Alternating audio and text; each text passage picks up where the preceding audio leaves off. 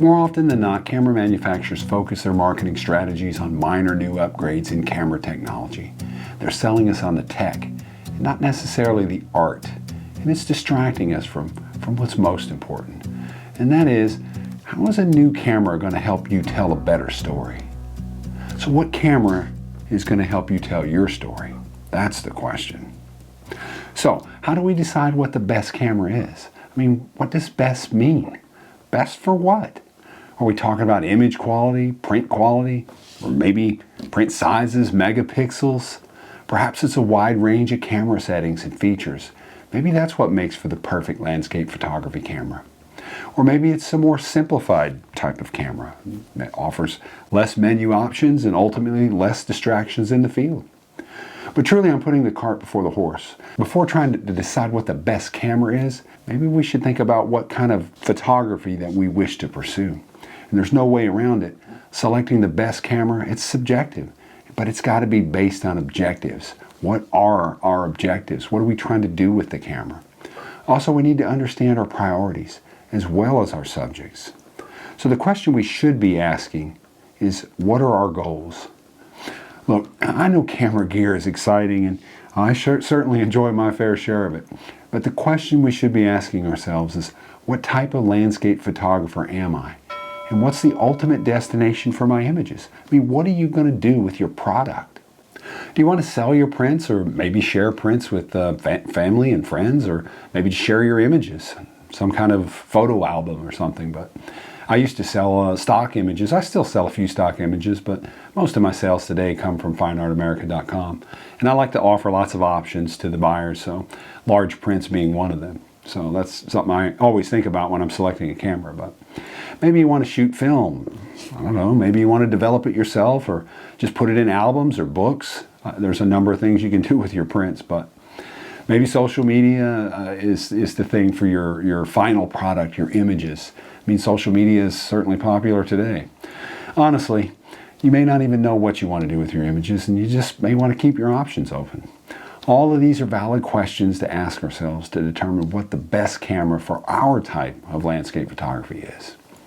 Indeed, the type of landscape photography we enjoy may actually determine what camera we select. For example, suppose your goals include capturing a sunrise image and maybe something like the Hawksbill Crag at Whitaker Point in the Arkansas Ozarks. In that case, there are several considerations to take into account that may help actually determine the ideal camera for this type of landscape photography anyway, especially if you find yourself pursuing this type of photography regularly. This genre of photography will likely require more than just a camera. Just getting to the trailhead of the Hawksbill might require a four-wheel drive vehicle. Now you're at the trailhead and you're miles from civilization and embarking on a 5-mile hike and possibly an overnight stay to capture that morning light, right? In addition to a sturdy tripod, some extra batteries, memory cards, and maybe another lens, now you're in for a tent, some camping gear, food, water, and much more than that. Again, we're putting the cart before the horse. We didn't even talk about the level of commitment required for such an excursion. I mean, it's easy to get lost in the quest for the best camera. We often want more than we need. And I'm not saying there's anything wrong with that. I'm only saying that, I want to try to help out those of us that are suffering from gas, otherwise known as gear acquisition syndrome. But anyway, that's why I take my gas pills. So what does all this mean? I think knowing the answer to these questions will help us determine the best camera for our type of photography, for our photography goals. So before deciding on the Hasselblad H6D 100 megapixel medium format DSLR, the best camera, right? Consider your genre of photography and what level of commitment that you want to contribute to your photography endeavors. So you may be asking, where do I start? So if you're new to this, I would say this. Start with your interests, your passions. That's a good place to start. That's the true beauty of landscape photography. It's open to anyone with an inkling of a creative thought. Maybe you're an early riser and you love a good sunrise. I mean, especially on the beach. Maybe seascape photography. Maybe that's your niche. Maybe you're an adrenaline junkie and you're going to take images of storms across the country. I mean, there's a wide variety of things you can do. Indeed, your location, your job, your budget, your travel limitations may narrow your choices or even guide you towards a particular genre of landscape photography.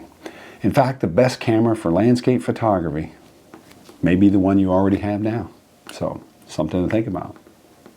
It's about your resources, commitment, your passions. Center your gear around your photography and not your photography around your gear. If you found yourself interested in landscape photography, chances are you have an affinity for nature and the outdoors. And I say embrace that. Regardless, there's a fascination pulling you towards this particular genre of photography. And it's with this in mind that I suggest placing the heaviest emphasis on your niche to determine the best landscape photography camera for your particular needs. So in summary, instead of getting lost in the marketing schemes aimed at selling you the best camera, or the latest camera I should say, decide what camera you need for your genre of landscape photography, for the genre of landscape photography that you want to pursue. As a morning person, I'm drawn to beautiful, epic sunrises, often in rare, hard-to-find locations. And I try to strike a balance between the capabilities of the camera itself and its weight, its size, keeping in mind the other gear that I have to take with me to meet my objectives on location. So in the end, I mean, the Nikon D850, I mean, it meets all my needs. It meets the requirements. It meets what I'm looking for, what I need it to do for my type of landscape photography. For you, it may be another camera altogether. And gear and goals change over time, and we learn as we go. So I hope you found this useful. And if you did, hit that like button and consider subscribing to the channel. And if you do subscribe, hit that little bell icon so you're notified of any future videos that I post. And leave a comment and let me know your thoughts. And as always, if I don't see you down the road, maybe I'll see you on the trail.